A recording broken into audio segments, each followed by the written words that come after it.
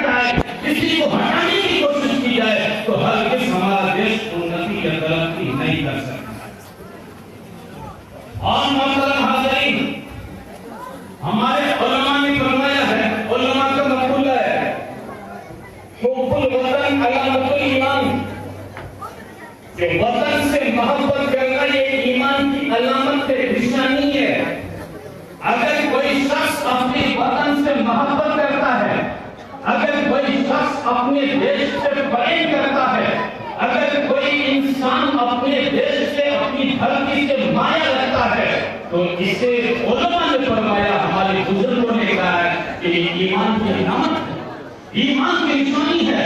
इसी तरह से हम मुसलमान हैं, मोमिन हैं, ईमान वाले हैं। जब हमारे बुजुर्गों ने कहा है कि वतन से मोहब्बत रखना ईमान की निशानी है, तो हम अपने ईमान की निशानी को खत्म नहीं होने देंगे, बल्कि अपने वतन से मोहब्बत करते रहेंगे। ये हमारा पैगाम है।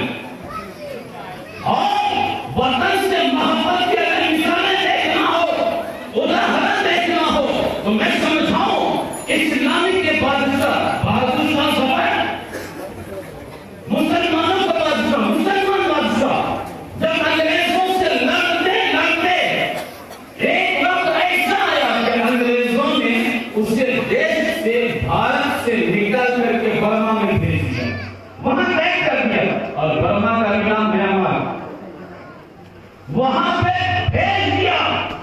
तो हज़रत बहादुर शाह ज़फ़र के जीवनी में आया है, वो सिर्फ एक बादशाह या सिर्फ देशभक्त नहीं थे, बल्कि वो एक बहुत बड़े कवि और शायर भी थे। तो जब उनकी वही पे मौत आई, तो उस वक्त उसने कहा कि कितना है बदनसीब ज़फ़र, कितना है बदनसीब ज़फ़र वतन के लिए, वो तक ज़मीन भी न मिल पाई पूरे याद में। यानी ऐ हिंदुस्तान के रहने वालों, ऐ हिंदी भाषियों, मैं तो ये चाहता था कि जब मैं मरूं तो मैं अपने देश के धरती पे और मिट्टी के अंदर जाऊं, लेकिन मेरी ये तमन्ना नहीं पूरी हो पाई। तो सोचो, एक बादशाह मुसलमानों का अपने देश से कितनी मोहब्बत करता है। और यहाँ बहुत सारे उलमा हैं, बहुत सारे मुसलमान हैं, बहुत सारे लोग हैं, अलग अलग जाति, अलग अलग जमात, अलग अलग क्वालिटी के लोग हैं। लेकिन मैं एक बात कहना चाहता हूँ, उम्मीद है कि वो सब लोग मेरे इस बात को मानेंगे और सहमत होंगे। देखिए, हम मुसलमान अपने देश से मोहब्बत करते हैं, अपने देश से माया और प्रेम करते हैं।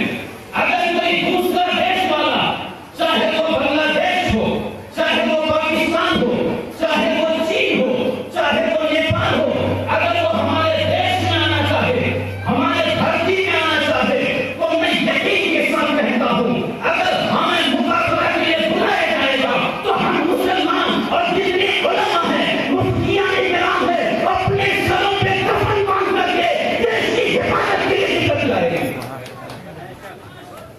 तो हम देश की हिफाजत के लिए, अपने वतन की हिफाजत के लिए अपनी जान दे देंगे, लेकिन हम अपने देश को किसी के हाथ में हरगिज़ आने नहीं देंगे।